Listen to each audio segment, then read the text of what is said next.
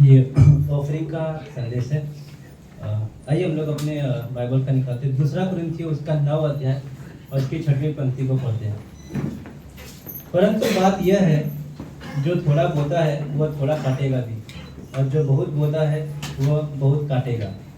हर एक जन जैसा मन में ठाने वैसा ही दान करे, और न कूट कूट के और न दबाव से, क्योंकि परमेश्वर हर से देने वाले से प्रेम रखता है। यहाँ पे देखा कि हमने जो हम अपने कमाई का 10वां हिस्सा देते हैं परमेश्वर के कार्य के लिए, जो हम अपने महीने का जो सैलरी है हम उसको कमाते हैं, उसका 10वां हिस्सा हम परमेश्वर के कार्य के लिए देते हैं। वो हम 10वां हिस्सा क्यों देते हैं? ताकि जो हमारे मिशनरी है हम उन्हें सपोर्ट कर सकें। परमेश्वर के राज्य में जो भी किसी चीज़ की ज़रूरत हो, किसी चीज़ की कमी घटी हो, तो उनका हम इस्तेमाल करते हैं पूरा करने के लिए। ओके, तो हम इसलिए 10वां देते हैं ताकि जैसे कि हम मिशनरियों को सपोर्ट करना, या फिर जो भी अगर इस कलीसिया में फंक्शन हो, कुछ भी हो, तो हम उसके लिए सपोर्ट करते हैं। जैसे कि ट्रैक्स हो गया, तो हम उसके लिए इन पर 10वां का इस्तेमाल करते हैं।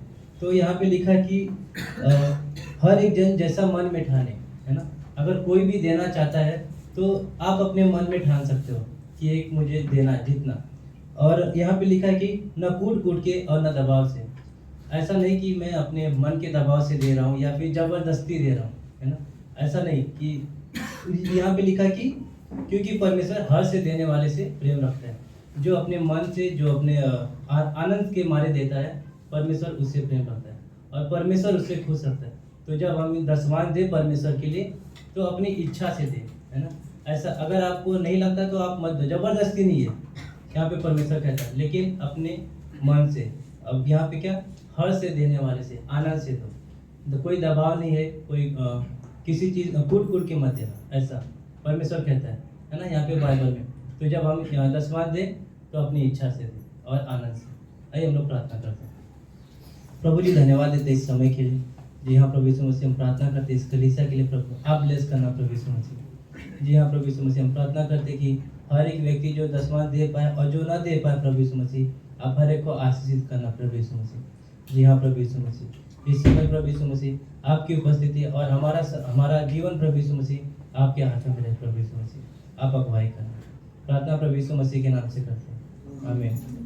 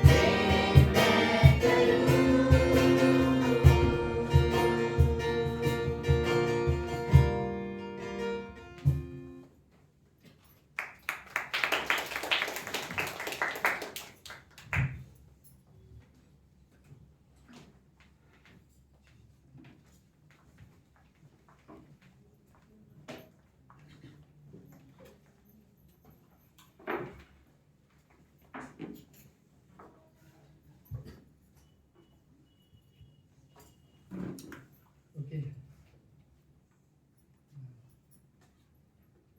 इसलिए अब तो हमारे बैठने की जगह में आज बहुत लोग गायब है, इसलिए बहुत सारे लोग, मुझे लगा अभी ये दिसंबर का महीना शुरू है, क्रिसमस के साथ लोग आएंगे और ज़्यादा, पहले प्रार्थना करते रहो सीरियसली। Thank you. ओके, हम अपनी जगह पर खड़े होते हैं बाइबल से कुछ स्टोरी पढ़ने के लिए। हेलो, सबको सुना दे रहा है या फिर मैं धीरे बोल रहा हूँ? यूहन्ना का 6वां अध्याय उसकी 27वीं पंक्ति से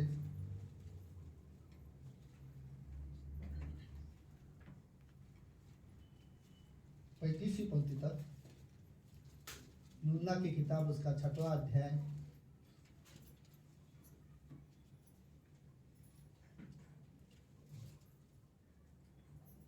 मैं आप लोग को पढ़ना चाहता हूँ। यूहन्ना किताब उसका 6वां अध्याय 27वीं पंक्ति। नाशमान भोजन के लिए परिश्रम न करो, परंतु उस भोजन के लिए जो अनंत जीवन तक ठहरता है, जिसे मनुष्य का पुत्र तुम्हें देगा, क्योंकि पिता अर्थात परमेश्वर ने उसी पर छाप कर दी है। उन्होंने उससे कहा, परमेश्वर के कार्य करने के लिए हम क्या करें? उन्होंने उससे कहा, परमेश्वर का कार्य करने के लिए हम क्या करें? यहाँ पर किसके ऐसे मन में ख्याल है? कभी आप लोगों ने कभी सोचा है कि मैं क्या करूं परमेश्वर के लिए? तो यही सवाल वो लोग ने यीशु मसीह को पूछा, प्रभु यीशु मसीह को पूछा आज से 2000 साल पहले, परमेश्वर की सेवा करने के लिए हम क्या करें? ओके, तो वहां पर यीशु मसीह उससे अच्छा जवाब देता है।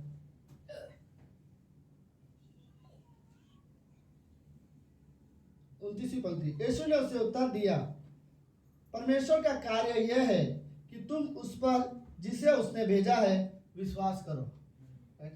यही हमारा काम है। 30वीं पंक्ति बोलते, तब उन्होंने उससे कहा, फिर तू कौन सा चिन्ह दिखाता है कि हम देखकर तेरी प्रतीति करें? तू कौन सा काम दिखाता है?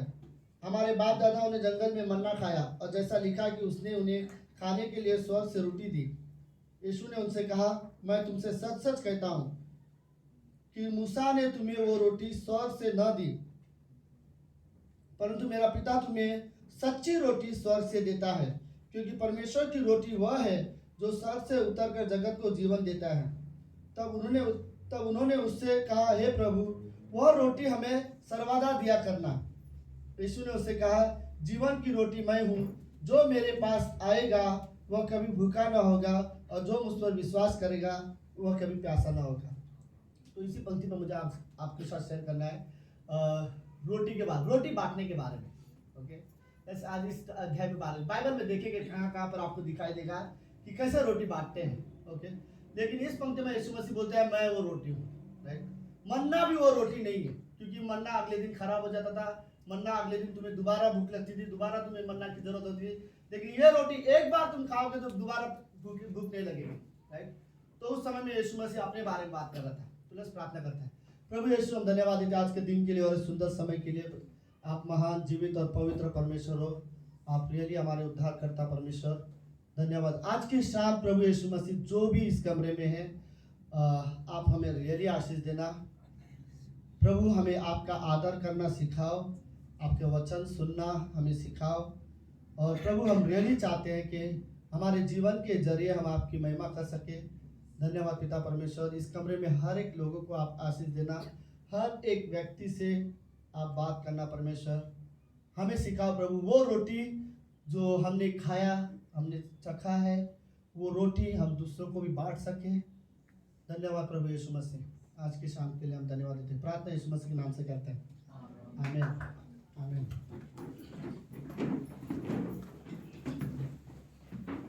ओके, आज सूरज को क्या हुआ अचानक अपनी बीवी के बाजू में आके बैठ गया।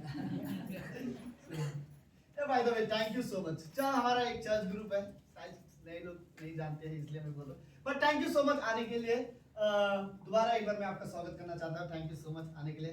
हर संडे यहाँ पर सभा रहता है, मैं प्रार्थना करता हूँ और आप लोग को रिक्वेस्ट करता हूँ, आप हर संडे आप ज्वाइन कर सकते हैं हम लोगों को। थैंक यू आने के लिए। ओके, और by the way thank you so much. आप ग्रुप में कई सारे लोगों ने व्हाट्सएप में ग्रुप में मुझे विश किया था एनिवर्सरी के लिए।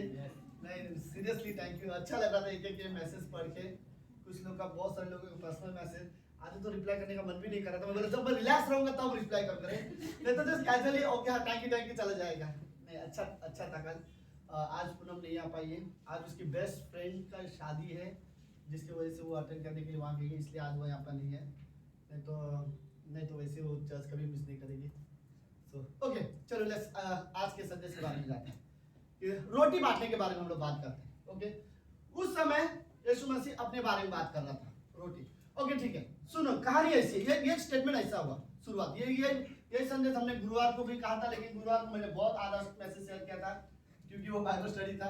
अब मैं यहाँ पर वो पूरा मैसेज शेयर करना चाहता हूँ। एक दिन पहले प्रभु यीशु मसीह ने 5000 लोगों को खाना खिलाया, और 5000 लोगों ने यीशु मसीह के खाना खाने के बाद, याद है सबको कहानी? यार 5000, एक लड़के ने 2 मछली 5 रोटी लेके आया और यीशु मसीह ने को दिया, और यीशु मसीह ने फिर उसे प्रार्थना की। फिर कई 5000 लोगों से ज्यादा लोग थे वहां पर, सभी ने खाना खाया। उसके बाद कितनी टोकरी बच गए थे? 12 टोकरी बच गए थे, राइट। और फिर शाम हो गई, सब लोग अपने अपने घर चले गए। फिर यीशु मसीह सुबह बहुत जल्दी, तो बोल सकते हैं आप लोग करीब 4 बजे के करीब, यीशु मसीह उठा और वो चला गया। कुछ चीज उसको मुझे लगा मैं ये दूसरा मैसेज कहां से सुन रहा हूं। ओके, फिर यीशु मसीह सुबह एक कारण था, यीशु मसीह वहां से उठ के चला गया। कुछ बात यीशु मसीह को पसंद नहीं आई थी। सब लोग है, कोई बात यीशु मसीह को नहीं पसंद आई थी, यीशु मसीह नाराज था वहां पर, इसलिए प्रभु यीशु मसीह वहां पे सुबह उठ के चला गया था। अपने चेलों को कहा, 12 चेलों को कहा चलो यहाँ से जाते, और वो लेकर नदी क्रॉस करके दूसरे गांव चले गए। 5000 लोग सुबह उठे और ढूंढ रहे सब लोग यीशु मसीह कहाँ गया। तो सबके सब ढूंढ रहे थे कहाँ गया प्रभु यीशु मसीह, और सबको यीशु मसीह चाहिए था और उसे ढूंढ रहे थे। फिर उन्होंने देखा कि यीशु, सुना कि नदी के उस पार एक गांव में गया है, तो सब लोग यीशु मसीह के पास वापस चले गए। कितने लोग हैं? 5000 से ज्यादा लोग दोबारा यीशु मसीह को ढूंढना चाहते हैं। फिर यीशु मसीह को उन्होंने सामने देखा, और उनमें से एक आदमी आके बोलता है, प्रभु हमने कब से हम आपको ढूंढ रहे थे, आप यहाँ आ गए बिना बताए। तो यीशु मसीह वहां पे थोड़ा सा नाराज तो था। तो यीशु मसीह ने उनसे क्या कहा, मुझे पता है तुम मुझे क्यों ढूंढ रहे थे, राइट। तुम सिर्फ इसलिए ढूंढ रहे हो, मैं चमत्कार करूंगा, फिर तुम खाना खाओगे, तुम्हें अच्छा लगेगा, राइट, तुम तृप्त होकर चले जाओगे। लेकिन तुम ये नहीं सोचोगे कि ये क्या किया। यीशु मसीह को बुरा क्या लगा था? सुनो इस कहानी में बुरा ये लग रहा था, प्रभु यीशु मसीह ने 2 मछली 5 रोटी लिया, प्रार्थना किया, 5000 लोगों ने खाया, 12 टोकरी खाए बच गए। लेकिन सारे जो 5000 जो भीड़ थे वो रोटी खाने में एंजॉय कर रहे थे, उनको अच्छा लग रहा था, चमत्कार है, रोटी मिला, जस्ट खाए जा रहे। किसी एक ने भी ये नहीं सोचा, प्रभु तू ये कैसे कर रहा है, तूने ये कैसे किया, 5 रोटी से तूने 5000 लोगों को कैसे खिलाया। किसी ने ये बारे में नहीं सोचा, किसी ने यीशु मसीह के सामर्थ्य के बारे में नहीं बात की।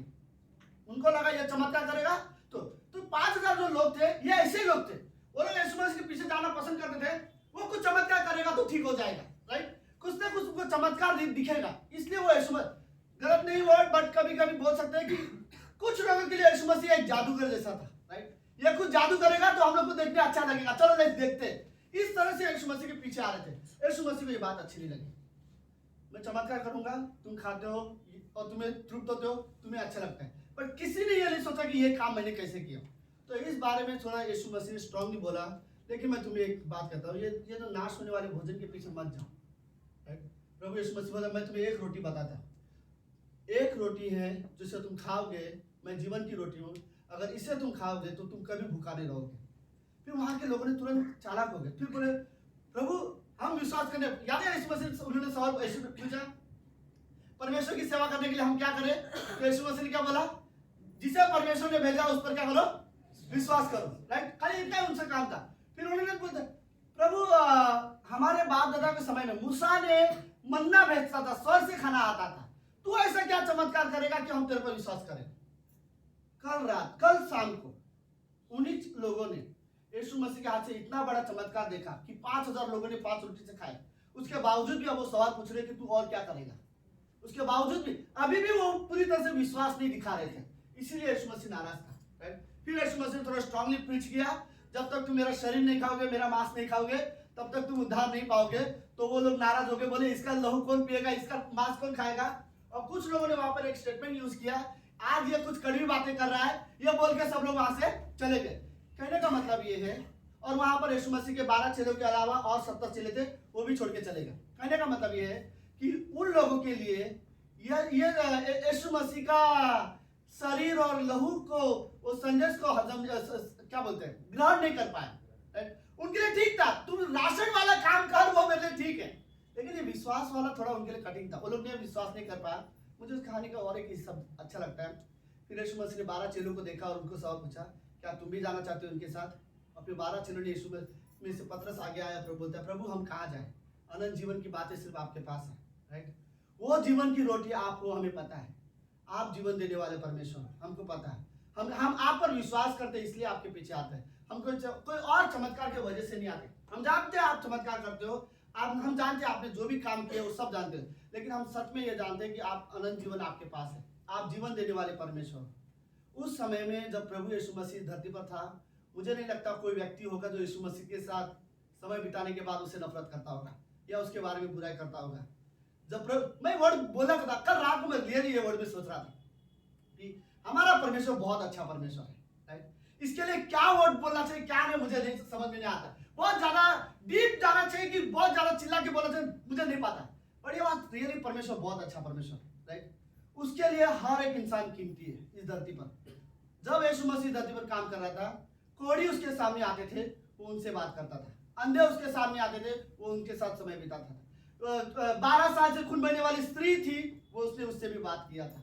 कोई भी व्यक्ति चुंगी लेने वाले के साथ वो समय बिता था। एक स्त्री दो सिक्का देती है, वो उसके बारे में बात करता है। सूबेदार का विश्वास उसने देखा, वो उसके बारे में बात करता है। यीशु मसीह का स्वभाव ही ऐसा, वो किसी को, बाइबल में आप देखो, किसी की निंदा करते हुए आप प्रभु यीशु मसीह आपको नहीं दिखाई देगा। उसका बात करने का तरीके लोगों को बहुत पसंद है। मैं ये बिलीव करता हूँ कि बहुत सारे लोग जो यीशु मसीह के पीछे जाते थे, वो सिर्फ चमत्कार की वजह से नहीं, यीशु मसीह का स्वभाव की वजह से भी होंगे। क्योंकि कुछ लोगों को यीशु मसीह का स्वभाव पसंद था। यार यीशु मसीह चिड़ के बात करने वाला, गुस्से से बात करने वाला, घमंड से बात करने वाला स्वभाव नहीं था। वो बड़े बड़े कोई भी इंसान उसके सामने हो, आप समझ रहे हो मैं किसके बारे में बात कर रहा हूँ? प्रभु यीशु मसीह जो स्वर्ग से आया, कोई भी इंसान उसके सामने हो, उसके लिए वो कीमती है। वो हर एक इंसान का आदर करता था, हर एक इंसान के साथ वो समय बिताना पसंद करता था। यीशु मसीह हर एक इंसान से प्रेम करता था। राइट? इसलिए मैं वर्ड बोलूंगा, प्रभु यीशु मसीह रियली बहुत अच्छा है। वो लोगों से सच में प्रेम करता था। वो इसलिए आया, वो अपने लिए नहीं आया इस धरती पर, ना अपने लिए वो इस धरती पर इंसान बन के आया। वो इसलिए आया था कि हमारे पाप क्षमा हो, हमारे पाप को उसने अपने ऊपर ले लिया। आप इमेजिन करो, मुझे नहीं पता, आप जस्ट इमेजिन करो कि आपने कितने पाप किए या कितने करोगे, मुझे नहीं पता। इस संसार के सारे पाप यीशु मसीह ने अपने ऊपर ले लिया। वो रियली धर्मी था। यीशु मसीह के लिए पवित्रता बहुत मायने रखते थे। जो चीजें रियली पवित्र है वो पवित्र है। वो अशुद्धता या बुराई के साथ कभी कॉम्प्रोमाइज नहीं करता। किसके साथ यीशु मसीह ने बैठ के बुराई की बातें की? किसी को याद है? कभी नहीं। रहे आई थिंक ये यीशु मसीह का स्वभाव था। वो उसको पवित्रता या शुद्धता में जीवन देना प्रभु यीशु मसीह को रियली पसंद था।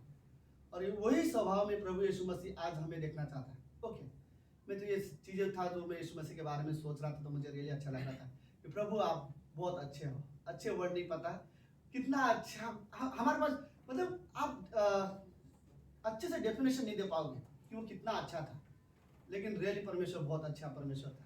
राइट? ओके, ये था। चलो लेट्स रोटी बांटने के बारे में। तो वहां पर 3-4 ऐसे जगह है जहां पर प्रभु यीशु मसीह ने रोटी बांटने के बारे में बात की है, और वो रोटी बांटने के बारे में हम लोग देखेंगे, जहां पर मुझे ये संदेश रियली अच्छा लगता है। पहली जगह लूका का जो सूरज ने ऑलरेडी कम्युनियन में पढ़ा। राइट? लूका का 22वां अध्याय,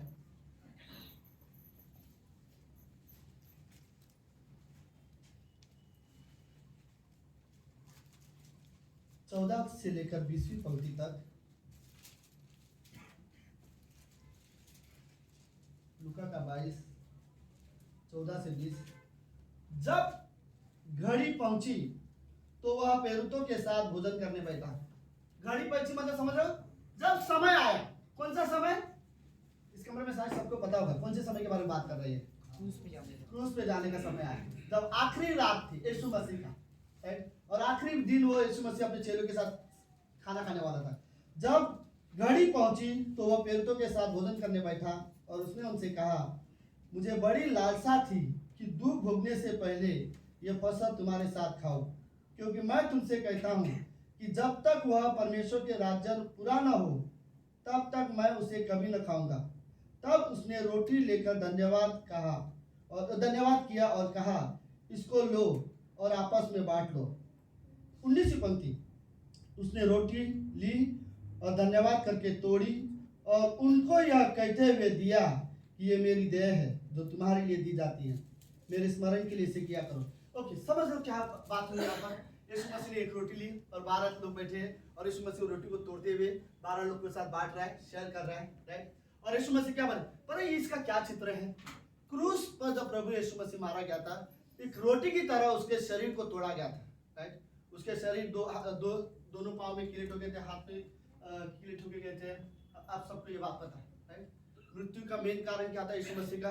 देखो, हाथ में और पैर में कीले ठोकने के बाद कोई इंसान मरेगा नहीं, नॉर्मल बात है। लेकिन इसे क्रूस पर 3 रीजन होते थे जिससे इंसान मरते थे, ओके। पहला कारण क्रूस पर मरने का, ओके। तो इंसान को क्या होता था, याद है वो लोग एक पैर के ऊपर दूसरा पैर होता था और फिर दोनों हाथ ये स्ट्रेट होते थे, राइट। तो ये आदमी क्या करेगा, इनको ना सांस लेने के लिए ना हाथ एकदम ज्यादा थोड़ा ऊपर से बांधे, इनको ना ऊपर आके सांस लेना पड़ता था, ओके, क्योंकि इनका शरीर लटकता रहता था। तो थोड़ा ऊपर आओ, सांस लो, फिर नीचे आओ, फिर ऊपर जाओ, फिर सांस लो, फिर नीचे आओ।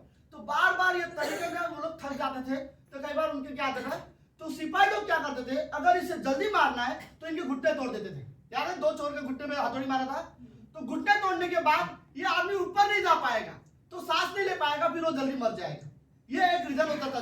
तो घुटने टूटने के बाद वो सांस नहीं ले पाएगा, इसके वजह से उसकी मौत होती थी।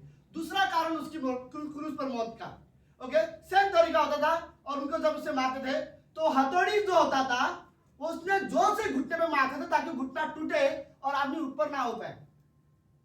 तो उस हथौड़ी से घुटने में मारते समय इतनी जोर से शॉक लगती थी इंसान को कि वो शॉक से इंसान मर जाता था। आपको कभी इधर शॉक लगा है? ऐसे करते तो एकदम करने लगता है, वो बहुत शॉर्ट है, बट इतने जोर से हथौड़ी से आता था तो वो शरीर में एक शॉक जैसा लगता था। उस शॉक से भी कई बार लोग मरते थे। तीसरा मेन रीजन, कंटिन्यू लहू बहते रहने की वजह से लगातार लहू मतलब शरीर का खून कम होने की वजह से आखिरी में उनकी मृत्यु हुई। तो यह 3 कारण थे जिसपे प्रभु यीशु मसीह का यह तीसरा रीजन था जिसकी वजह से वो मरा। उसके लहू पूरी तरह से बहते जा रहा था। लहू बहने की वजह से आखिरी में उसकी मृत्यु हो गई थी, राइट। लेकिन देह वो रोटी बांटने का मतलब वो होता है, अब तुम मेरा जीवन जियो, राइट। ओके, ठीक है, तुम सबने पाप किया है, पाप की वजह से परमेश्वर से दूर हो गए हो, मैं उसे ठीक कर दूंगा। तुम्हारा जीवन अब मैं लेके दूंगा, मैं लूंगा, और तुम्हारा पाप मैं अपने ऊपर लूंगा और मैं क्रूस पर मरूंगा। लेकिन जो मेरा जीवन है वो तुम लो, राइट। और फिर हर एक इंसान को उसने वो रोटी वहां पर बांटी। एक्चुअली वो वर्ड में बोलूंगा, यीशु मसीह वहां पर जीवन बांट रहा था, राइट। कि वो बोला था अब तुम मेरा जीवन जियोगे, राइट। जैसे मैं पिता के पास जाता हूं वैसे अब तुम पिता के पास जाओ। जैसे मैं क्यों यीशु मसीह वो वर्ड बोलता है, जो भी तुम पिता से मेरे नाम से मांगोगे वो क्या होगा, पूरा होगा। ये मेरे नाम से मतलब नाम यूज करने का नहीं है, अधिकार के बारे में बात करता है। अब तुम परमेश्वर को यीशु मसीह के नाम से जाओ। कहीं ऑफिस में जाते तो हम लोग बोलते हैं मुझे सोन सो व्यक्ति ने भेजा है। अब परमेश्वर से प्रार्थना करो तो बोले यीशु मसीह के नाम से मैं आपके पास आया हूँ, हाँ मैं पापी हूँ, मैं बुरा हूँ, मैं आपसे दूर हो चुका हूँ, मैंने वो सारा अधिकार खो दिया है मेरे पाप की वजह से, लेकिन यीशु मसीह के नाम से आज वापस आ रहा हूँ, राइट। फिर जो भी प्रार्थना करते हैं अपनी तकलीफ के लिए, अपनी पर्सनल लाइफ के लिए, जो भी, या फिर क्षमा मांगने के लिए परमेश्वर से, जब जो भी प्रार्थना करते हैं हम प्रभु को बोलते हैं, परमेश्वर को क्या बोलते हैं, यीशु मसीह के नाम से आया हूं मैं, राइट। और ये याद दिलाते हैं हम परमेश्वर को कि आपके पुत्र की वजह से आज हमारे पास ये अधिकार मिला है, हमने वो रोटी खाई है, राइट। हमने उस रोटी पर विश्वास किया है। यीशु मसीह बोलता है मैं जीवन की रोटी हूँ, राइट। और हमने वो रोटी खाई है। इमेजिन करो इस संसार में भूख और प्यास अगर हमारे अंदर हो, और ये संसार जो आत्मिक भूख और प्यास अगर मेरे अंदर हो, तो इस संसार में मुझे वो रोटी कभी नहीं मिलेगा, और ना ही इस संसार में वो पानी मुझे कभी नहीं मिलेगा जो जीवन देगा, राइट। इस संसार में आप जानते हो, राइट, बुराई और वो सारी चीजें, लेकिन जो जीवन यीशु मसीह दे रहा है वो जीवन इस संसार हमें कभी नहीं दे सकता। मे भी शायद इस संसार की तरह आपको सफलता नहीं हो, राइट, कुछ चीजों में, बट वो जीवन आपको मिलेगा यीशु मसीह के पास जो अनंत का, जो कभी नाश न होने वाला लाइफ है, राइट। तो वहां पर पहली बार यीशु मसीह ने जो रोटी तोड़ी और दी, राइट, ये रोटी तोड़ना ये था कि लस अब तुम मेरा जीवन जियोगे, राइट। तुम्हारा जीवन मैं जीऊंगा, तुम्हारे पाप मैं अपने ऊपर लेता हूँ, तुम्हारा जीवन अब मैं लेकर मैं तुम्हारे बदले क्रूस पर मारूंगा, राइट। मेरा जीवन तुम जीना, मेरे बाद मुझ पर विश्वास करना, फिर तुम प्रार्थना करना, मेरे नाम से पिता के पास जाना, राइट। मेरे नाम से जाओगे तो परमेश्वर तुम्हें ग्रहण कर लेगा, राइट। तो हमें हमें वो रोटी मिली है जिसके वजह से अब सिर्फ सिंपल ऐसा हो गया, राइट, कि मेरे बदले यीशु मसीह मारा गया और यीशु मसीह के बदले हम जी रहे हैं, राइट। तो वो रोटी बांटने का दूसरी बार रोटी कब बांटी थी? आपको बाइबल में और कहीं पर दिखाएगा रोटी बांटते हुए। पहले राजा के 17वें अध्याय में, मैं पैसेज नहीं पढ़ना चाहता, जस्ट कहानी बताऊंगा, ओके। पहले राजा के 17वें अध्याय में 12 से लेकर 14वीं पंक्ति में एक छोटी सी कहानी याद है, सारपत विधवा की स्टोरी सबको पता है, जिसके घर में ना आटा था ना तेल था, क्या बोलते, कुप्पी भर तेल और मुट्ठी भर आटा था, और एलिया उसी के घर में खाना खाने जाता है। अब मेरी कहानी को समझने में क्या बोलना चाहता हूँ, परमेश्वर ने एलिया को बोला मैंने तेरे लिए खाने का तैयारी किया हुआ है, तू एक सारपत विधवा के घर पे जाना। तो एलिया बोलता है परमेश्वर ने मेरे लिए इसके घर में खाना रखा हुआ है। एलिया उसके घर तो गया और उसको जाके पता चला इसके घर में खाना नहीं है, राइट। उसने ने बोला मेरे पास एक मुट्ठी आटा है और कुप्पी भर तेल है और यही हम खाएंगे और इसके बाद हम दोनों मर जाएंगे, मैं और मेरा बेटा मर जाएंगे, हमारे पास में भी इसके बाद हमारे पास खाने के लिए कुछ भी नहीं है, राइट। और इमेजिन वो एलिया बोलता है तू चिंता मत कर, जा उसमें से पहले तू मेरे लिए एक रोटी लेके आ। और वो गई, राइट, वो गई, उसने वो रोटी बनाई और वो रोटी लाके पहले उसके लिए दी, आटा खत्म, राइट। एक ही रोटी बन सकता था, अब खत्म हो गया, अब मुझे नहीं पता मैं और मेरा बेटा क्या खाए, लेकिन तू परमेश्वर का जन है, तू परमेश्वर का दास है, तो लेट्स पहले हम तेरे लिए देते हैं। और उसने दिया। हुआ क्या कहानी में, उसका खुद का आटा खुद का तेल कभी खत्म नहीं हो रहा है, राइट। वो तब तक जब तक अकाल खत्म नहीं हुआ तब तक उसके घर का आटा और तेल खत्म नहीं हो रहा, अरे ये उसके लिए ब्लेसिंग था। बट मुझे ये रियली अच्छा लगा कि ऐसे कंडीशन में भी रोटी बांटना और रोटी पहले उससे देना, ये रियली चैलेंज वाली बात थी उसके लिए, राइट। मैं इस हिस्से को मैं रियली सोचता हूँ कभी कभी ना, ये वाला हिस्सा कभी कभी हमारे ऑफरिंग के साथ रिलेटेड है, सीरियसली। हम जब जो 10वां हिस्सा देते हो, आप लोग जो मिनिस्ट्री के लिए 10वां हिस्सा देते हो या जो ऑफरिंग देते हो, ये वही हिस्सा है। आप भी अपनी रोटी देना चाहते हो, राइट। आपके पास एक अमाउंट है, उसमें से एक टुकड़ा आप प्रभु को देना चाहते हो कि प्रभु की सेवा में आगे बढ़े, राइट, परमेश्वर के कार्य करे। हर इंसान मिनिस्ट्री नहीं कर सकता, हर इंसान मिशनरी नहीं बन सकता, लेकिन हर इंसान मिशनरी में, मिशन के सेवकाई में अपना योगदान दे सकता है। तो मुझे लगता है ये वाला हिस्सा में भी शायद रोटी देना, मतलब सीरियसली मुझे नहीं पता, जो भी ऑफरिंग बास्केट आता है हम लोग सोचते हैं परमेश्वर को देना है तो हम लोग जस्ट देते हैं, ऐसा नहीं है, राइट। हम एक रोटी का टुकड़ा देना चाहते हैं, राइट, मेरे हिस्से में से, क्योंकि यीशु मसीह ने अपने हिस्से में से अपने आप को दे दिया, राइट। और फिर हम भी कभी कभी हमें भी मौका मिलता है परमेश्वर को कुछ देने के लिए, तो एक रोटी का टुकड़ा हम भी परमेश्वर को देते हैं। आपका 10वां हिस्सा एक रोटी का टुकड़े के बराबर है जो आप परमेश्वर के लिए देते हो, ओके। तीसरी वाला हिस्सा जहां पर रोटी तोड़ने के बारे में बात होता है, मुझे ये वाला हिस्सा पसंद है, ओके। प्रेरितों के काम के 2 अध्याय 46 पंक्ति में वो लोग घर घर जाकर रोटी तोड़ते थे और वो खाना खाते थे, ओके। ये एक संगति वाला हिस्सा है, ओके। तीसरा हिस्से में ये फेलोशिप होती है, प्रेरितों के काम 2 अध्याय 46 पंक्ति, राइट। ये संगति वाला है, राइट। आप कहीं भी मिलो विश्वासी लोग आपस में यीशु मसीह के बारे में बात करो, आज तुमने क्या पढ़ा, तो जब तुम किसी को बताते हो कि तुमने क्या पढ़ा, तुम रोटी बांट रहे हो, राइट। मैंने क्योंकि रोटी यहाँ पर वचन है, ओके, यहाँ पर रोटी का मतलब परमेश्वर का वचन है। तो अगर कोई व्यक्ति, जब हम मिलते हैं कुछ लोग, राइट, अगर कोई व्यक्ति बोलता है आज तुमने क्या पढ़ा और तुम अपने बता दो आज मैंने ये पढ़ा, इनडायरेक्टली तुम वहां पर रोटी बांटो। एक दूसरे के साथ शेयर करना रोटी बांटने के जैसा है, राइट। एक दूसरे को बताना परमेश्वर ने मुझसे क्या बात किया बाइबल से, और तुम एक दूसरे के साथ, मैं सीरियसली वर्ड बोलता हूँ, सुनो, ओके। विश्वासी के लिए रियली जरूरत है कि हम परमेश्वर के बारे में बात करें, ओके।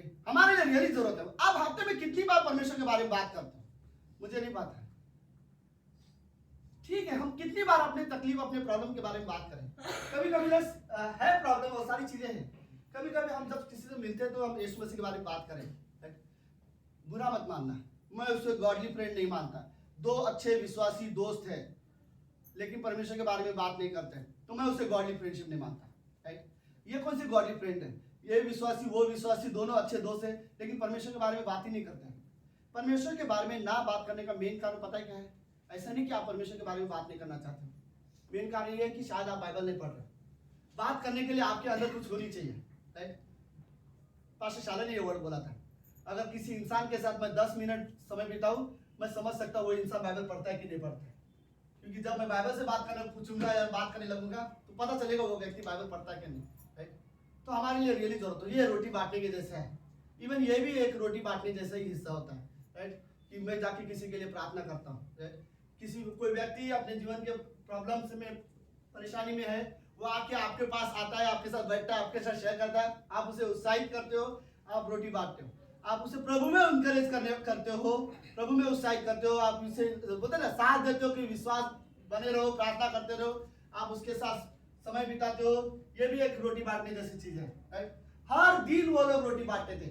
आज किसी के घर जाएंगे रोटी तोड़ेंगे और बात है, बट रोटी तोड़ने का बाइबल में याद है, मंदिर पुराने टैबरनेकल जिसको बोलते हैं, पुराने मंदिर में जो एक मेज की रोटी रखा जाता था और याजक लोग अंदर जाकर रोटी तोड़ के आपस में रोटी खाते थे। उसका क्या चित्र था? संगति का, राइट। ओके, एक चीज सुनो, जितनी बार आप पूरा बाइबल पढ़ो, कहीं पर भी जितनी बार आपको परमेश्वर स्वर्ग से, पुराने नियम की बात करो, जितनी बार आपको स्वर्ग से परमेश्वर यहोवा का दूत आते या परमेश्वर आके किसी से बात करते हुए दिखा देगा, तो एक ही मेन कारण होगा, संगति के लिए। पूरा बाइबल आप खोलो, पूरा बाइबल संगति के बारे में है। एक चीज जो परमेश्वर को लोगों के साथ करना बहुत पसंद है, वो है फेलोशिप, राइट। यहाँ तक कि परमेश्वर ने मनुष्य को बनाया है फेलोशिप के लिए, ताकि हम उसके साथ संगति करें। परमेश्वर को रियली पसंद है, बट ये रियली ये भी सही नहीं है, ये भी एक फैक्ट है, ओके, कि हम कभी कभी फेलोशिप से कंटालते हैं, क्योंकि हमें अपने मन को कभी कभी तैयार नहीं, पता ना हमें इतना बोर लगता है, पता नहीं क्यों ये लोगों को बोर लगता है, ओके, बट हमें रियली जरूरत है फेलोशिप करने का, ओके। आखिरी वाला हिस्सा जो मुझे रियली पसंद है, जो मैंने बाइबल स्टडी में बात किया था, ओके, रूथ के जीवन से। तो ये जस्ट एक शॉर्ट में कहानी है, और फिर एक कहानी के बाद मैं मैसेज यहीं पे खत्म करूंगा, ओके। आप सब लोग ठीक हो अभी तक? हाँ, यस यस। सो मुझे नहीं पता क्या आपने कभी, बट मैं ये इस टॉपिक में रियली सोच रहा था कि रोटी बांटने के बारे में, ओके। मुझे याद है मैं हिंदी चर्च के लोगों के साथ कभी गार्डन में बैठकर हम लोग फेलोशिप किए, राइट, होटल में बैठकर हम लोग ने फेलोशिप किए, और दुकान बंद होने के बाद शटर के नीचे बैठकर हम लोग ने फेलोशिप किए, आइसक्रीम खाते हुए हमने फेलोशिप की है, राइट। और ये सारी चीजें हमारे लिए ऐसा था जैसे कि रोटी बांटने जैसा चीजें थी। इवन कोई व्यक्ति अपना टेस्टिमनी बताता है, वो भी रोटी बांटने जैसी बात है, राइट, कि वो अपने परमेश्वर ने उसके जीवन में क्या कार्य किया वो बता रहा है, वो भी रोटी बांटने जैसा चीज है। आमीन। ओके, सुनो, इस तरह, सॉरी, रूथ की कहानी सबको पता है, राइट। मैं डीप नहीं जाऊंगा, बट मेन चीजें, ओके। 10 साल हो गए हैं ये लोग इजराइल देश छोड़ के वापस आ गए थे, और 10 साल के बाद मोआब से वो लोग दोबारा इजराइल देश जा रहे हैं, और ओरपा थी और रूथ थी, नाओमी दोनों को लेके जाना चाहती थी, लेकिन दोनों को नाओमी ने मना किया। फिर रूथ ने नाओमी को पकड़ के रखा। रूथ बोलती है, चाहे कुछ भी हो, मौत को छोड़ कोई कारण नहीं, मैं तुझे छोड़ के जाऊँ, तेरे लोग मेरे लोग होंगे, तेरा परमेश्वर मेरा परमेश्वर होगा, तेरा देश मेरा देश होगा, जहाँ तुझे मिट्टी दी जाएगी वहाँ मुझे मिट्टी दी जाएगी, और मौत को छोड़ कोई कारण नहीं होगा कि मैं तुझे छोड़ के चला जाऊँ। ओके, सब कहानी में है, ओके। फिर सॉरी, और भी कुछ लोग आ रहे शायद, चलो वेलकम। क्या बात है, आप लोग बड़े अच्छे से तैयार हो के आई है। तन्नू, कोई बात नहीं, ओके, लेट्स सुनो। फिर रूथ ने अपनी सास को पकड़ के रखी थी और कंटिन्यू रोते जा रही थी। फिर बाद में बाइबल में लिखा है, रूथ बोलती है, नाओमी बोलती है, उसने देखा कि रूथ जाने के लिए तैयार है, तो उसने रूथ को लिए अपने साथ और वहाँ चली गई। जब पूरे एक देश से दूसरे देश वो लोग चल के जब यात्रा करके आ गए थे, जब वहाँ पे वो पहुँचे, तो सुबह सुबह जब वहाँ से पहुँचे तो रूथ बोलती है नाओमी से, मुझे खेत में जाकर काम करने दे। अब इमेजिन करो, एक देश से दूसरे से ट्रैवल करके आए हैं, पहले दिन तो आराम करना चाहिए था, लेकिन नाओमी कैसे बोलेगी उसको कि हाँ आराम कर, लेकिन घर में कुछ है ही नहीं, राशन नहीं, खाने का कोई चीज नहीं है, फिर वो उसको कैसे बोलेगी हाँ तू आराम कर। जरूरी था उसके लिए खेत में जाना कि आज कुछ तो लेके आए, तभी हमारे घर में कुछ चिल्ला जलेगा। फिर रूथ गई खेत में काम करने के लिए, और वहां पे बॉस था उस खेत का मालिक। बॉस ने अपने आदमियों को देखा, ये कौन है, तो उसने बोला ये नाओमी की बहू है, इसका पति मर चुका है, विधवा आ चुकी है। पहले में जब वो विधवा हुई थी, वो 17-18 साल की लड़की थी, उस समय में वो विधवा हुई थी, तो बोआज को उस पर दया आ गया। बोआज बोलता है ठीक है, उसको खेत में काम करने दो, और जब तुम काटते रहोगे तो जानबूझ के चावल की क्या करना, धान को नीचे गिरा देना। पुराने नियम में यह नियम था कि जो इजरायली लोग जब धान काटेंगे, गलती से जो गिर जाए तो उसको वापस उठाने का नहीं, वो गरीब लोग के लिए होगा जो गिरेगा। यह पुरानी नियम का वो लोग का नियम ही था। तो बहुत बोलते जानबूझ के गिरा दो ताकि वो अच्छे से उठा सके। और भी वो जब काट रहे थे और जानबूझ के वो गिराए जा रहे थे, उसको बहुत सारा ये चीज मिल गया था। एक ही दिन में वो 10 दिन के लिए खा सकते, इतना उसने जमा कर लिया था अपने लिए। ओके, फिर बोझ ने बोला तुझे भूख लगी है, तू वहां पे हमारे पानी रखा हुआ है तो तू वहां पे पानी पी लेना, भूख लगी तो हमारे मजदूर लोग जाके उधर खाना खाते, तू उसके साथ खाना खा लेना। फिर वो दोपहर के समय में वो लोग के साथ धूप में खाना खाने बैठी, और फिर उसने पानी पिया, और जब वो रोटी ली तो खाते समय वो ये सोचने लगी। फिर उसने रोटी तोड़ा और आधा रोटी उसने छुपा दिया और आधा रोटी उसने खाया, क्योंकि उसको पता है कि उसकी सास जो है घर पे वो भूखी है। फिर उसके बाद वो जब घर पे आई तो उसने देखा इतना सारा धान लेके अपने घर आई है, तो नाम ही बोलते ये तो हो ही नहीं सकता कि किसी खेत में इतना ज्यादा धान गिरा हो। तो वो समझ गए किसी ने, परमेश्वर ने हम पर अनुग्रह किया है। फिर नाओमी ने वहां पे उसने क्या, वो जो बोरी था उसने वो नीचे रखा, और उसके बाद उसने वो छुपाया हुआ रोटी निकाला और रोटी उसको दिया, और फिर बाद में नाओमी ने वो रोटी खाया, और नाओमी के अंदर भी थोड़ा सा ताकत आया, और फिर उसके बाद वो से बात कर रही थी। कहानी आगे, पर मैं यहीं पे कहानी मुझे पसंद आई ये हिस्सा कि रूथ ने अकेले वो रोटी खा सकती थी, लेकिन उसने आधा तोड़ी, आधा अपने सास के लिए रखा, और आधा वो अपने आधा उसने खाया। मुझे ये वाला हिस्सा रियली पसंद है, राइट? कि कभी कभी हम बोलते ना, हमें भी रियली जरूरत है कि अगर हम तृप्त है तो हम भी जाके लोगों को वो रोटी बांटें, राइट? मुझे ये रोटी बांटना मुझे रियली बहुत अच्छा लगा कि आप ओके सुनो, यीशु मसीह बोलता है जीवन की रोटी मैं हूँ, और इस कमरे में अगर आप प्रभु यीशु मसीह में विश्वास करते हो तो आप सब ने जीवन की रोटी खाया है।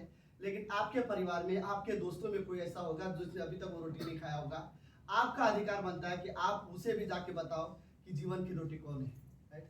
मुझे नहीं पता क्या आपने अपने आप में तृप्त हो कि आप संतुष्ट हो, मैंने उद्धार पा लिया मेरे लिए काफी है?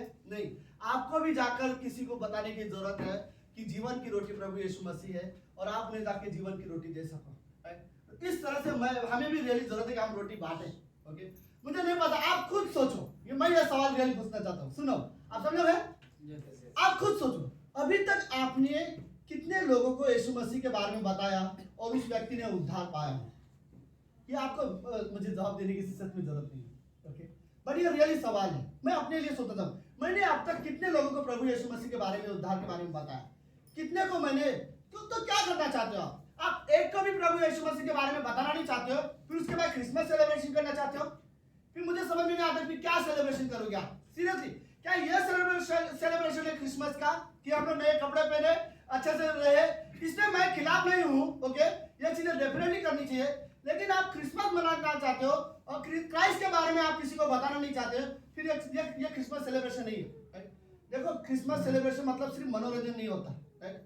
क्रिसमस सेलिब्रेशन का रियल मतलब है आप उद्धार के बारे में लोगों को बताओ।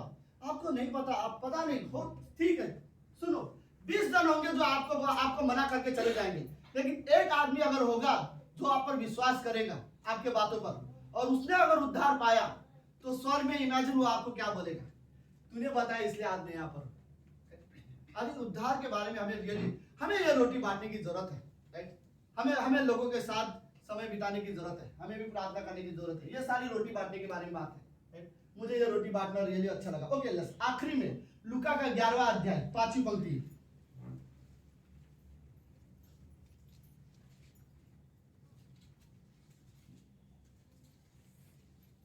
11:5 में, और उसने उनसे कहा तुम में से कौन है जिसका एक मित्र हो और वह आधी रात को उसके पास जाकर उससे कहे कि हे मेरे मित्र, मुझे 3 रोटियां दे, क्योंकि एक यात्री मित्र मेरे पास आया हुआ है और उसके आगे रखने के लिए मेरे पास कुछ नहीं है। और वह भीतर से उत्तर दे कि मुझे दुख न दे, अब तो द्वार बंद है, मेरे बालक मेरे पास बिछौनों पर है, इसलिए मैं उठकर तुझे दे नहीं सकता। मुझे नहीं पता, बट यीशु मसीह ये वर्ड सीरियसली इस पैसेज में कुछ तो बोलना चाहता है कि आपके पास रोटी है और आपके घर के दरवाजे में आपका दोस्त खड़ा हो और आप बोलो कि बच्चे सो गए हैं, हम सो गए हैं, हम सब बिस्तर में हैं, अब रात का समय होगा, अब हम रोटी नहीं दे सकते। कोई आया है जो भूखा है और आप उसे रोटी नहीं देना चाहते हो, राइट? पता नहीं, बट हमें रियली लाइक कोई है जिसे आप अभी भी माफ नहीं करना चाहते, कोई है जिसे आप नफरत करते हो और आप उसे कभी माफ नहीं करना चाहते हो। आप बोलना चाहते हो मैं उसे कभी रोटी नहीं दूंगा, राइट? आप बोलना चाहते हो किसी को लाइक मैं उसे कभी माफ नहीं करना चाहूंगा। कोई है जिसके लिए आप बोल रहे हो मुझे ये पसंद ही नहीं है, मैं इसके साथ रोटी कभी बांट नहीं सकता, राइट? कोई व्यक्ति जिसके साथ आप प्रार्थना नहीं करना चाहते, कोई व्यक्ति जिसके साथ आप समय नहीं बिताना चाहते हो।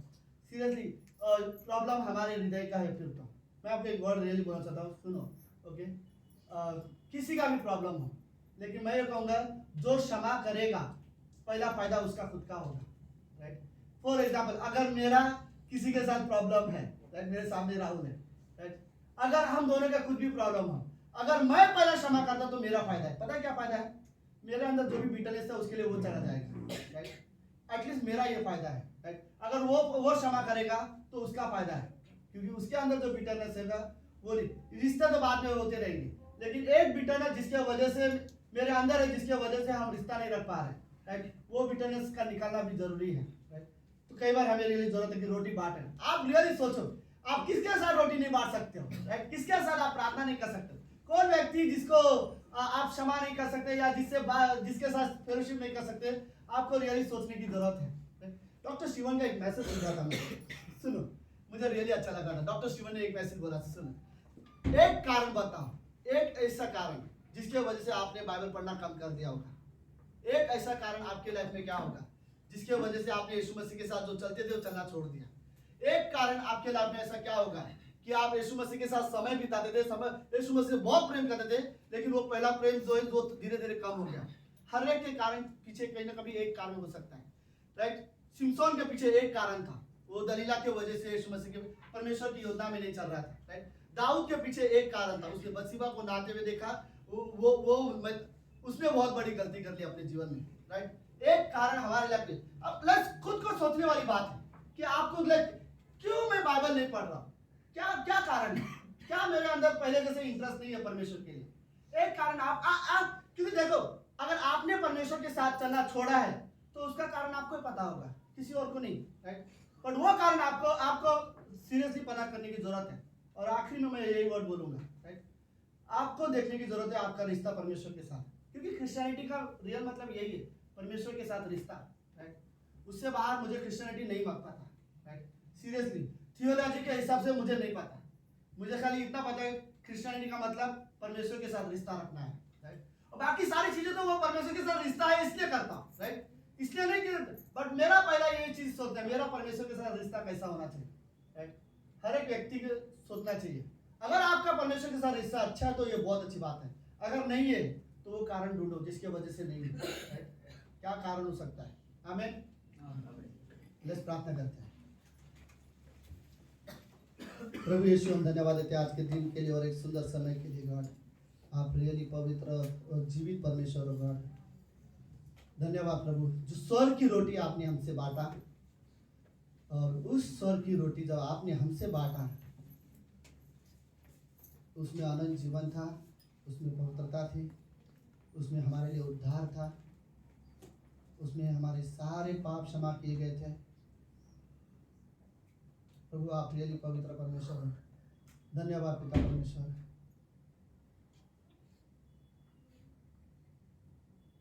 आप रियली पवित्र प्रभु, आप हमें रियली सिखाओ कि हम इस रिश्ते में आगे कैसे बढ़े, हम आपके साथ रिश्ते में कैसे आगे बढ़े।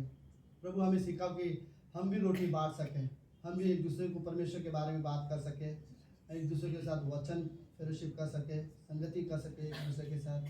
प्रभु आप हमारी रियली मदद करोगा, क्योंकि हमने वो रोटी खाया है, हमने वो रोटी चखा है प्रभु, क्योंकि आप जीवन की रोटी हो और आप पर हमने विश्वास किया है।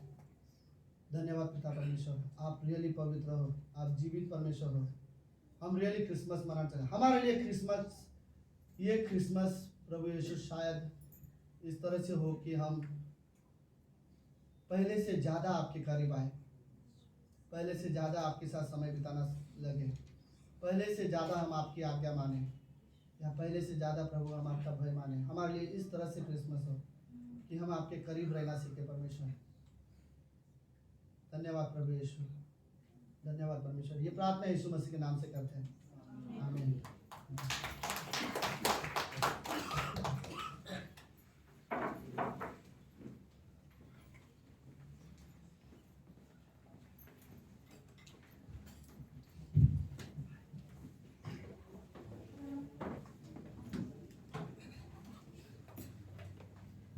आइए हम अपने स्थानों पर खड़े हों।